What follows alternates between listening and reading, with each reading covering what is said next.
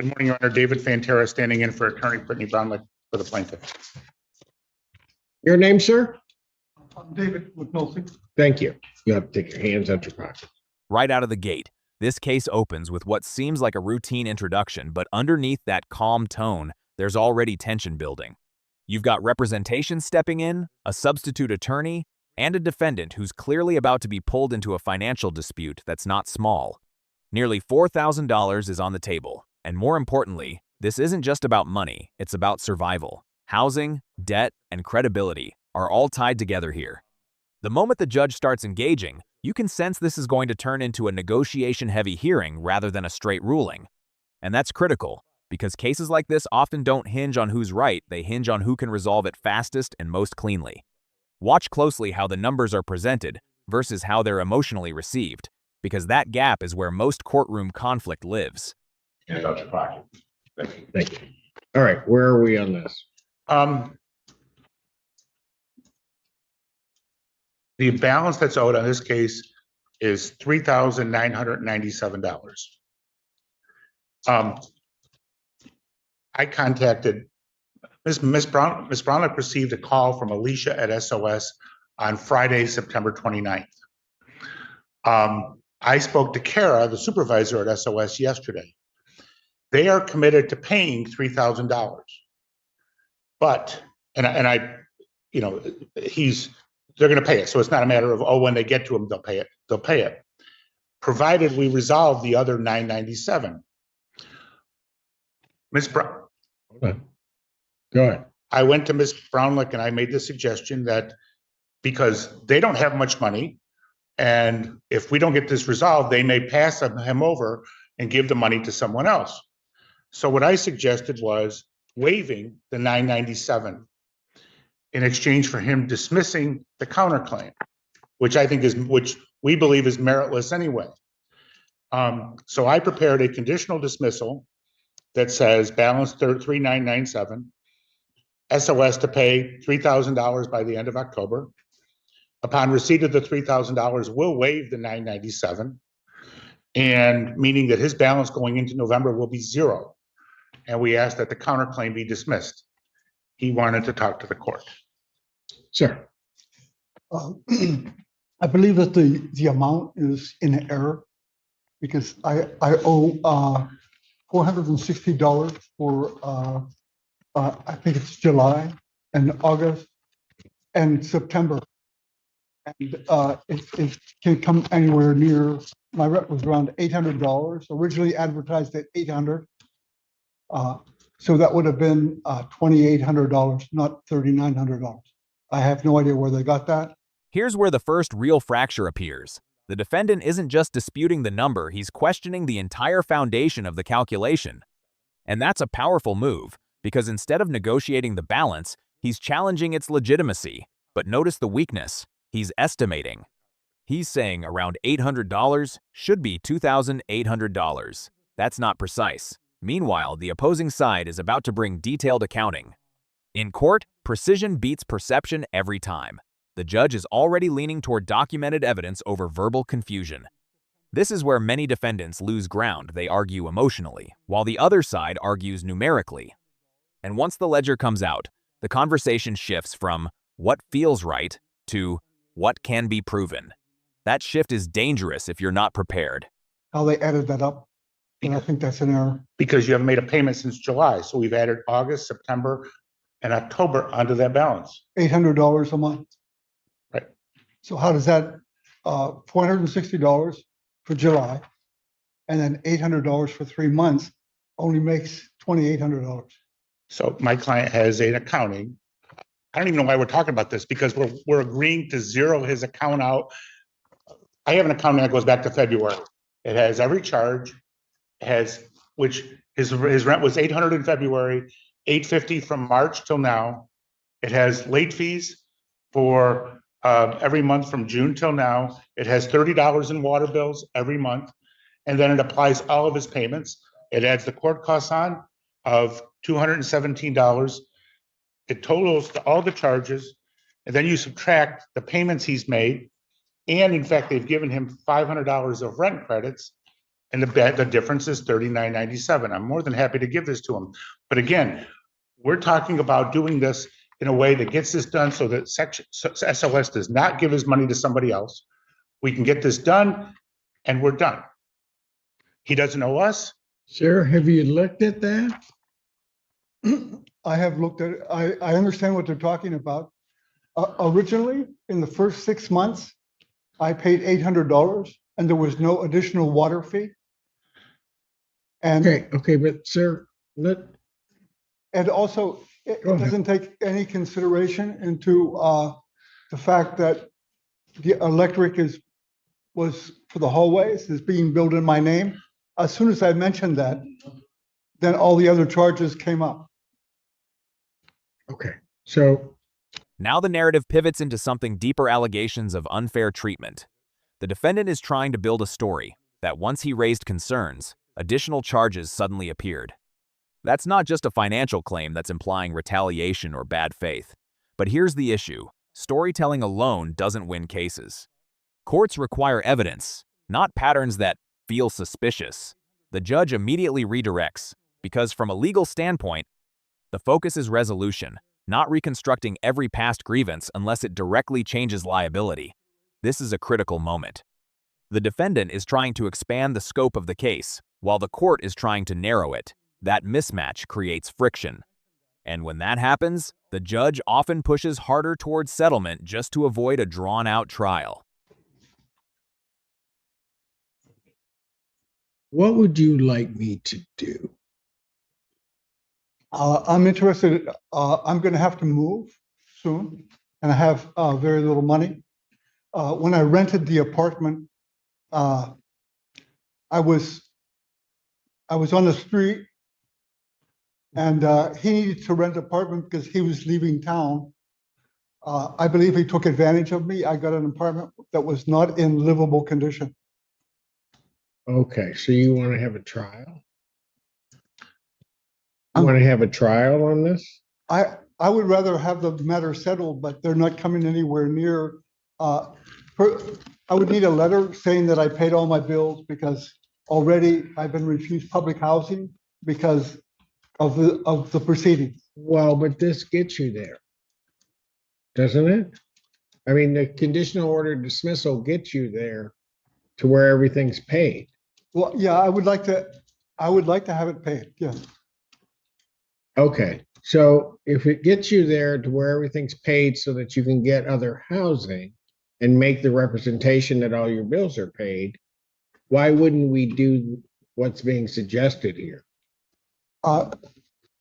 First of all, it doesn't take into consideration a number of things that were wrong with the apartment.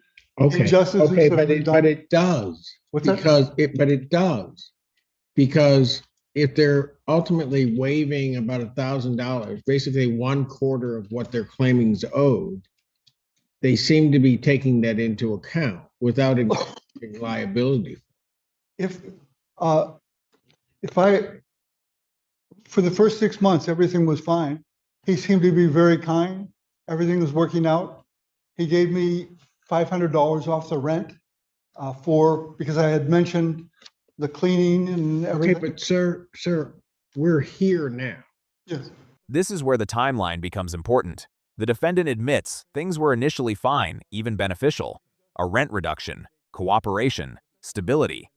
That actually weakens his broader claim of consistent unfair treatment. In legal framing, consistency matters. If conditions were acceptable for months, it becomes harder to argue the entire agreement was exploitative. The judge recognizes this and shifts the focus back to the present moment, what needs to happen now. And this is where strategy comes in. The court isn't trying to determine who was nicer in the past, it's trying to close the case efficiently.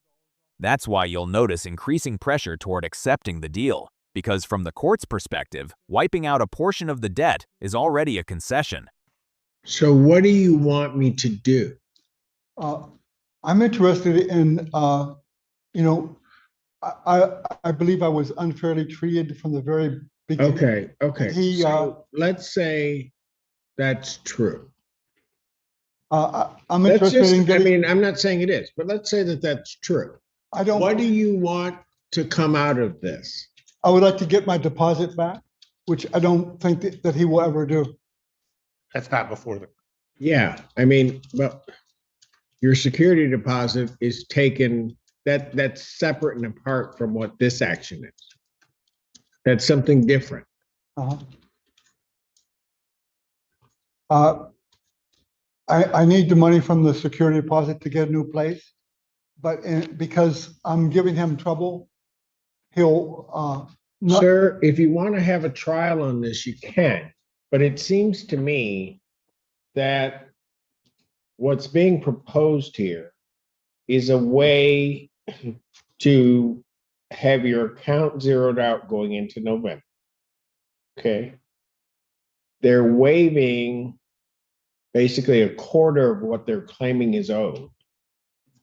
So that then that's, so that, and then you have a zero balance going into November. I agree that, Okay, but here's the problem. If the agreement's not made, and it's what Mr. Fantera was indicating, it may be that then you get passed over with the funding. I understand that.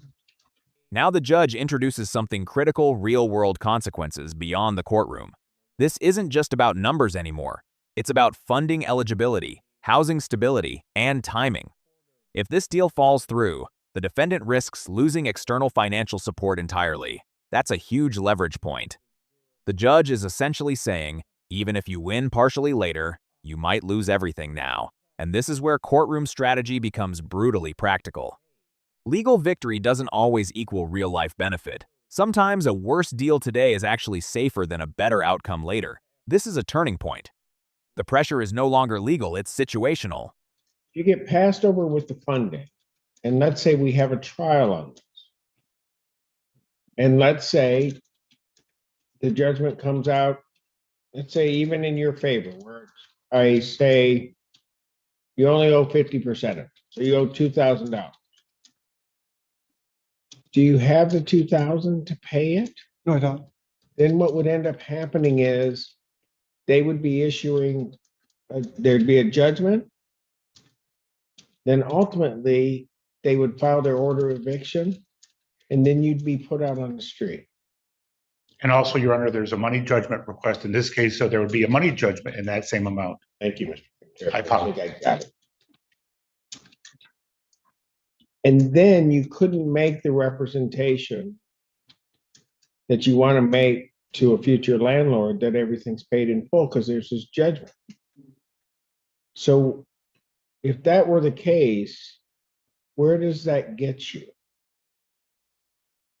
Plus, by the way, with that judgment, they then take your security deposit to pay off the judgment. So then you don't have that. With this You've agreement, got- I can't get a security deposit. They'll agree to return the security deposit to me or part of it in advance. because you're not out of the apartment. You know, they had mentioned $3,900. And, you know, I was saying that I can't understand how he can go back and charge me. Sir.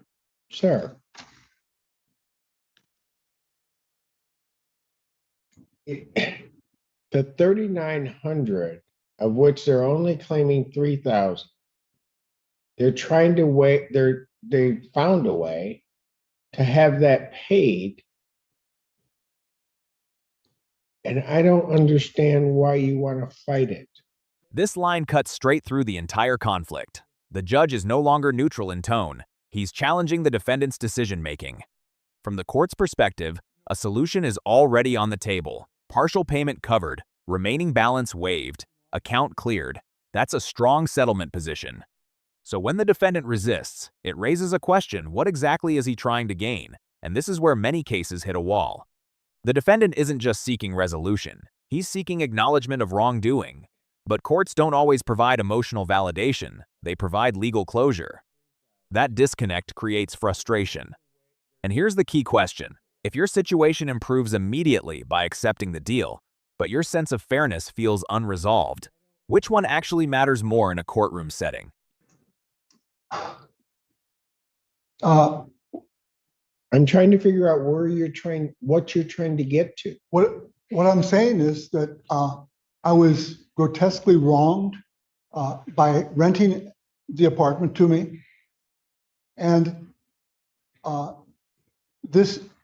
if I agree to this, it takes in no consideration at all of what the landlord it has done to absolutely me. does. What? It absolutely does.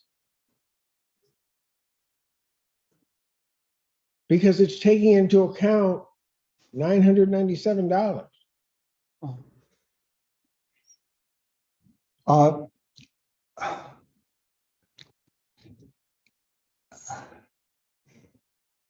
I would be, if he would allow give me the 10 days in November, The 10 days in November. would be at the official end of the lease. You want when does the lease end now? 11/10/22. I'm sorry. It started 11/10/22. Yeah, and it's 11/10. So it ends at the end of November. I mean, at the 10th of November? The 10th of November. And So the lease already ends. what's that? The lease already ends November 10th. Yeah.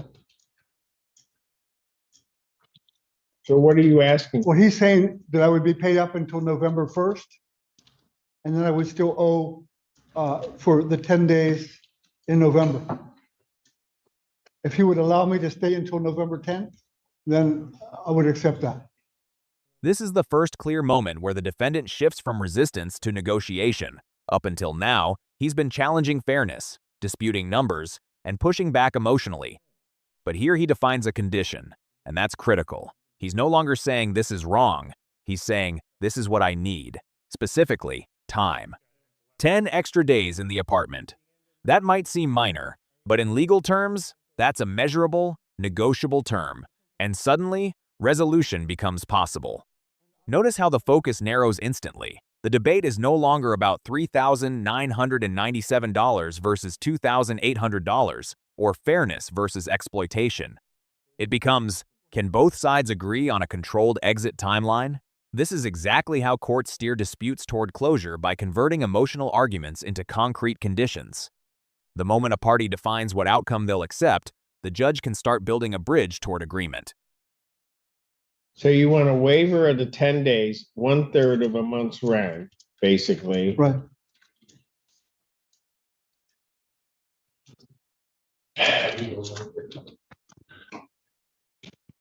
May I? Sure.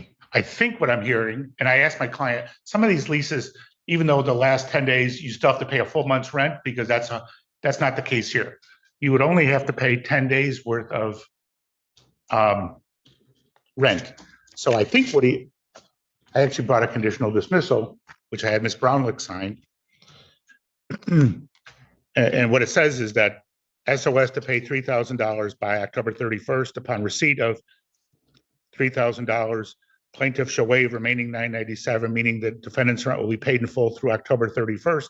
Counterclaim dismissed with prejudice.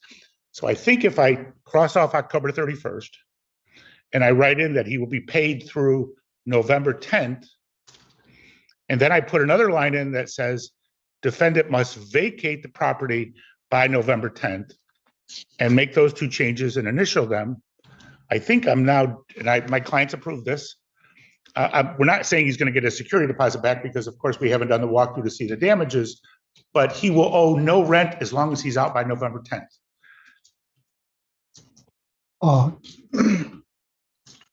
So I think I'm giving you what you want. I don't believe it's fair, but I would agree because What don't you believe is fair about this? This line captures the exact psychological split that defines this case. The defendant still feels wronged, but he agrees anyway, and that's a huge legal turning point. Because in court, agreement doesn't require emotional satisfaction, it requires consent. The judge immediately recognizes this and presses forward, because once a party agrees on record, the focus shifts to formalizing terms. But look closely. The phrase, "I don't believe it's fair," still lingers. That matters, because it shows this isn't a clean resolution, it's a strategic compromise. The defendant is choosing outcome over principle, and that's often what happens in real courtroom scenarios. You don't always walk away feeling right, you walk away with the least damaging option available. The judge now has exactly what he needs, a verbal agreement that can be turned into an enforceable order. Uh, I said a few times, so I don't think that you understand the amount. No, I understand. If you'd articulate it to me, I'm pretty good at understanding things. You Okay. keep saying it's unfair. They're giving 1/4 of the rent in plus more now. And you think that that's not fair. So my only other option is to set it for trial, which the problem for you, sir, so that you understand, I'll set it for trial. If they sustain their claim and your counterclaims don't get anything, you're going to end up owing the 4,000 plus whatever. I mean, I don't get what's unfair about this.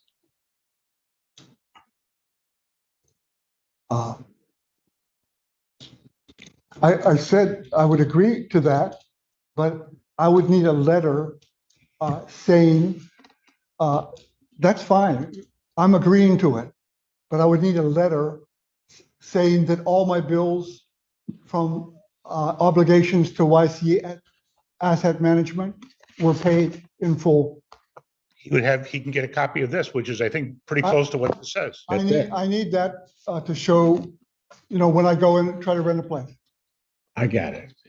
And what you'll see is that once the conditional order of dismissal is there, that's going to be as good as showing that everything to them was paid.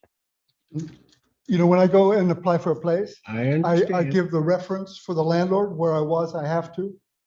And if they ever call them, he's not happy with me, so he's gonna, I'll talk. He's not happy with you, but can you put in there, landlord will give a neutral reference? Sure. All right.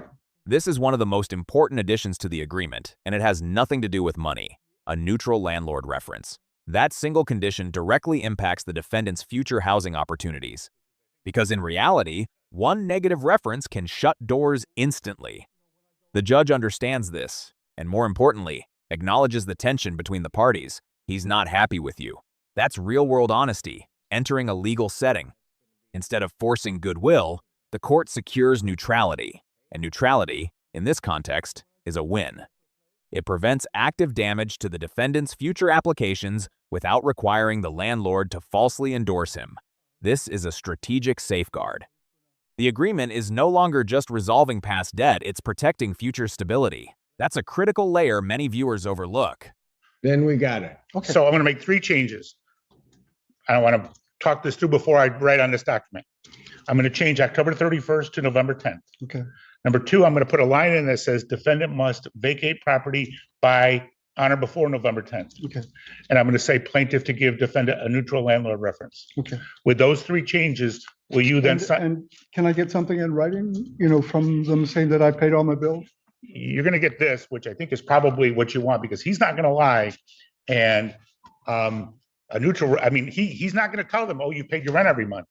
This will show that you have no balance. That's the best you're going to get. But this also shows that there was a court proceeding. But they're going to know that anyway. They're going to go online and see that there's a court proceeding online. There's nothing, you can't undo that. He's going to give you a neutral reference. Means if he can't say something good, he's not going to say anything at all. That's the best you're going to get. And that's a lot better than having a trial which has a judgment against you, because then all their judgments are just going to pop up. Okay. If I make those changes, will you sign this? Yeah.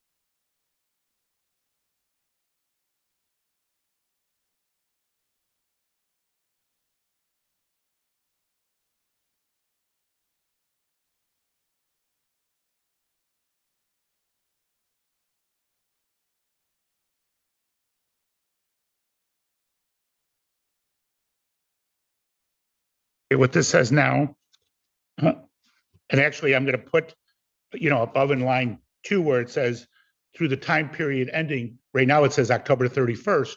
I'm going to change that to 11/10 also, because he will now be paid through the period ending November 10th.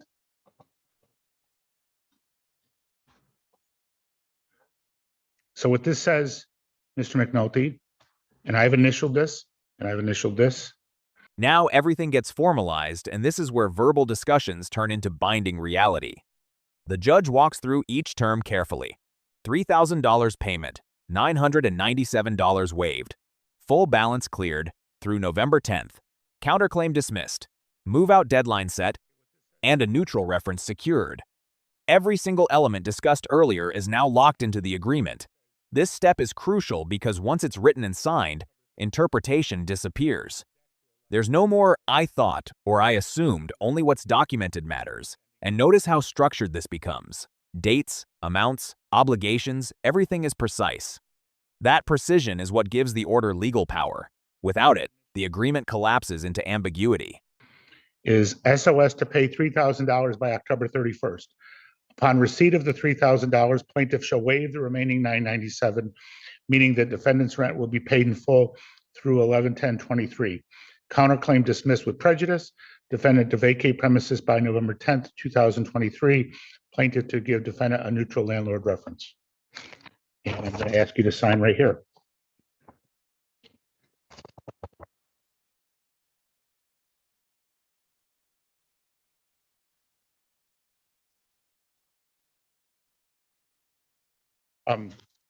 I should ask him to initial the paragraphs where I made the change also. So, Mr. McNulty, would you initial right here, please, and right here, where I made the handwritten changes, please? And then down there.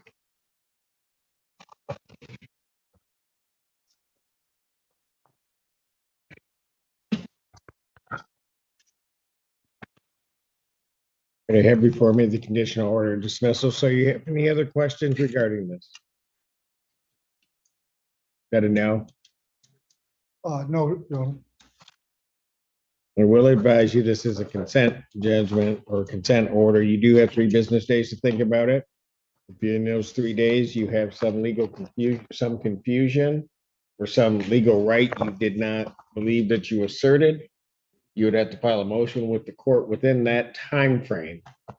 I will, however, indicate to you, you can file the motion. That doesn't mean that I would set the consent. How long is that? You have 3 business days to do that. If you can file that motion, but I'm going to tell you, it doesn't mean that I will set it aside. Yeah. You understand that? All right. Thank you. May I say something? If you must. No, we're good. Thank you. Thank you. Your Honor, I will tell you, I thought about you about 2:00 last Saturday. Man. We were good up until half. Well, I think you were good through 3/4. That's true. You're actually right. And then it just, but it's kind of that process. So we're going to get somebody. We may get Penn State this year, I think. So I just hope it's not us. yeah, I don't think it'll be. You got us in that 1 week. We always seem to have trouble in the 1 week before Ohio State. Right. And that's you on the road. And I don't think they've set a time for that game yet. But that one worries me just as much as Penn State. So hopefully I won't be in court on that Friday before you. Okay. This is the close, and it's a textbook example of a court prioritizing outcome over conflict. Let's break it down cleanly. The defendant avoids a full trial, which means no risk of a $4,000 judgment, no eviction order on record, and no immediate financial collapse. Instead, his balance is cleared through November 10th, giving him a clean slate moving forward. The landlord, on the other side, secures $3,000 and avoids the time and uncertainty of litigation. The court achieves exactly what it aims for: resolution without escalation. But here's the real takeaway. This case was never truly about proving who was right. It was about minimizing damage. The defendant walked in, arguing fairness, but walked out, accepting strategy. And that's the reality of many courtroom outcomes. If you found this case as shocking as we did, Make sure to hit that like button, share your thoughts in the comments, and don't forget to subscribe for more jaw-dropping courtroom breakdowns.